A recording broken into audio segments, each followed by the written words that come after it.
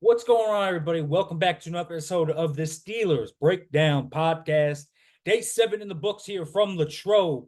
Another practice here, another spirited practice, man. This week has been physical. No pads today, but today was a physical practice. But I think we saw a little different style of physical today. We saw another fight, but wasn't like the intensity of yesterday's. But we also saw, Miles Killebrew and Patrick Queen lay the boom. We saw the offensive line giving it to the D line. It was in between the lines today. So it felt like another step to, intensity of it. But I also saw a lot of new today, a lot of new installing of plays, of defensive alignments. And I think this is what I want to talk about first is I want to talk about some of the new we saw throughout today on defense. First of all, you saw the Steelers run a 3 outside linebacker set. This was interesting. It was in their dime package because the Steelers had all 6 DBs on the football field, but it only had one defensive lineman, Montravius Adams in this case, and it had Nick Herbig on the field along with TJ Watt and Alex Highsmith. And you saw the Steelers put Nick Herbig off the ball, and they used him off the ball as a linebacker, and he was dropping into coverage. He was spinning over the A gap. They were doing all these different things with him. It was really actually kind of interesting because we had not seen this before. We've seen it in the past where they have this 3 outside linebacker set, but now it's going to be in the playbook. And so I'm interested to see what they're going to do with those 3. We saw that in teams, specifically in third down situations, which is where I think you can unleash a package like this because it's got great tools for blitzing. And so you can do a lot of really cool stuff when you get into these alignments. So that's one thing I saw. Another thing that I saw that I actually thought was pretty fun was Corey Trice in a dimebacker. Previously this had been Ryan Watts for the most part.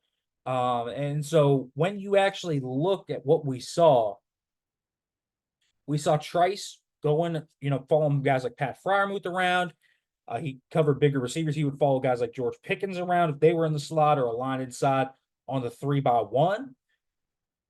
When you look at Corey Trice, man, this was the most he played in a team period all season. He played a significant amount throughout team.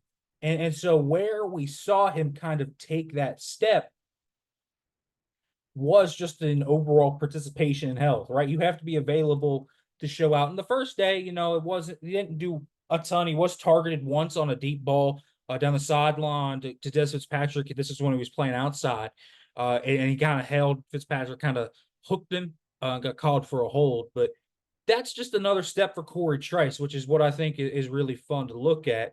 We saw some stunts coming in. Marcus Golden is back. I expect him to make the team, obviously, and he will provide the Steelers a pretty high floor for their backup outside linebackers between him and Herbig. If they keep 5, man, and we get to see guys like Jeremiah Moon on the team too, I really, really am kind of excited to actually see how you compare Golden and Herbig to guys like Moon because Moon has had a nice camp. Jeremiah Moon has really had a nice camp. And so I'm interested to see, as we kind of see this coalesce more down the stretch, where Moon fits in, because I really think he's going to give them a lot to think about when they look at, okay, who's going to make this roster in the final outside linebacker room? Because I do think it's not out of the picture to where Moon could actually push for that spot and try and force their hand. So I'm looking at him as someone to watch. When you look, though, at the offense now, and we heard from Arthur Smith today for the first time since mandatory minicamp, he had a few things that were interesting, talking about the physicality. He thinks they're ahead of where they should be in physicality. And I'm not going to disagree with him on that. I do think that this is a very physical team. This team wants to hit you in the mouth. I don't think that is anyone's secret. I think they have made that very clear with drafting 3 offensive linemen, with bringing in some of the guys they brought in. I think that's very clear. They're running a ton of 12 and 13 personnel.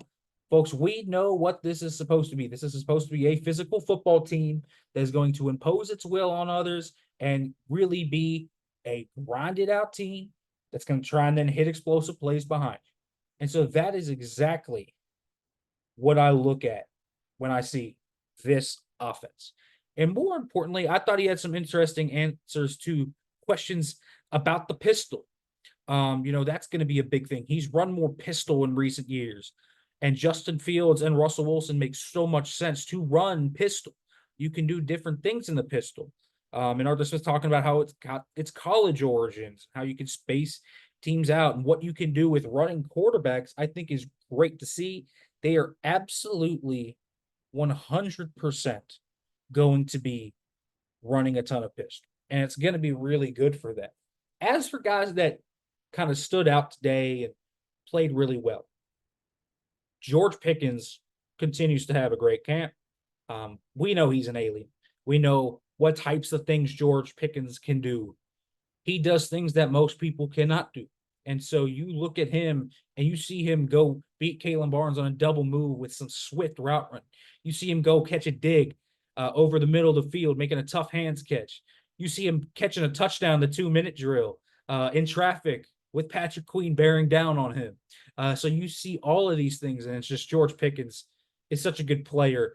And I actually think he's kind of underrated nationally. I don't think a lot of people realize how good George Pickens is. And so, he's going to start to command respect if he opens up like I think he will. I think he's going to have a big year. Another guy that actually had a really nice day was Darnell Washington. Darnell's always been pretty good at blocking. We know he's a blocking tight end, but the receiving game today was pretty impressive. Not much in terms of cutting. I always have thought that when you ask him to move side to side is when you get into trouble. He's not as quick as linebackers. He's not as quick as safeties. And so they can stand right in the hip pocket and hook right onto him. But what he does have is this pretty underrated build-up speed when you just send him down the seam. And he can make a cut. So he can run a post. He can run a corner. And it's hard to stop him, man. When you put him up the seam, you immediately have to reckon with the speed that he has. His 40 time was very good, and it's because he has his build-up speed. He's a seam buster. Inside the 20, you can throw it up to him. In 2 minutes, the second 2 minute today, Kyle Allen did that. He ran kind of a sail route, threw it up to Darnell. Just no one was able to catch it because it was just so up to Darnell, like way up there. And so I think he's a guy that stuck out. I want to see more out of these wide receivers. And I think we saw more specifically today out of Van Jefferson. This probably was Van Jefferson's best day of camp. I think the last 2 days he started to find his footing a little bit. I don't think he's going to be an elite route runner, but if he can be a smart player that sells down in zones and is open enough, doesn't have to be an elite separator, but if he can give them kind of this considerable wide receiver 3 floor, that's fine. I think that's what they need. They need a guy with certain floors. And I think so far he is starting to kind of mesh into that. The stats the past few years have not been good, but he could be a guy that does end up getting more production than he has in the past. So his slants are beautiful. He's got a very deep release bag, and he's got pretty good hands. So there's things about Van also blocking. Obviously, he is intense in blocking and will bring it. So there are things to Van Jefferson's game, but he did look solid today in terms of his route running and getting open. I thought it was his best day of camp. So I think he's stepping up. Calvin Austin, I had talked about Calvin Austin, and I said, I'm not sure he has done much to lose the wide receiver 2 job. He really had a bad drop today in 7-on-7. It was a gorgeous pass from Russell Wilson down the sideline, and he just kind of dropped it. And so, Van Jefferson had a very similar chance and made the catch on a post route. And so I want to see Calvin Austin bounce back from that. But I look at the offense, and they are playing with the physicality. No pass today, so not a ton on the O-line, D-line. D-line continues to bat down passes, though, at a really high clip. The other thing I want to talk about, we got the new look kickoff rule. I talked to Danny Smith earlier today, just kind of about what the kickoff will look like, how it's going to kind of settle out. And he seems really excited about it. They're doing different strategies, kick distance, kick direction. It all matters. Body types. They're throwing guys like DeMarvin Leal on these because there's only 5 yards between them. And so when you have these big bodies and you're looking essentially to run stuff, right? This is essentially what this is. You're trying to get a run stuff. What ends up happening is that you are able to actually eat up space and free linebackers and do all this. So run defense essentially is what this is going to be. Returners, they got to be dynamic, but they got to have vision. So it's all different. It all coalesces. There's different rules. For example, Steelers were kicking the ball horizontally today. You can't kick it horizontally on a tee. You can kick it horizontally off the ground, though. And that's what the Steelers are doing. It's an interesting strategy.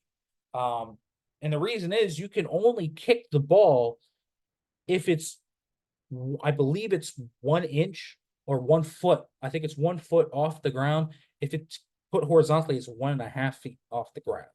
So that is something to note. So different strategy, but it's legal. And so that could be a way to game the system. They'll be watching the Hall of Fame game tonight to see how that works. But a lot of explosiveness expected out of the kickoff rule. It's going to take a little bit of time to get used to, but I think it's going to bring the kickoff back. And I think that's something that's really important to the game that had been kind of lost over the past decade and really just diminished. So I'm excited to see how that looks. Danny Smith seems to be all over the details, talking about alignment, what's legal, what's not legal, et cetera, et cetera. And so I'm excited to see how the Steelers attack this, especially when Cordero Patterson ends up getting back. Right now it's Jalen Warren and John Rice Plumlee back there. But I'm excited to look at what Cordero Patterson can do with the vision here in this new kick return landscape.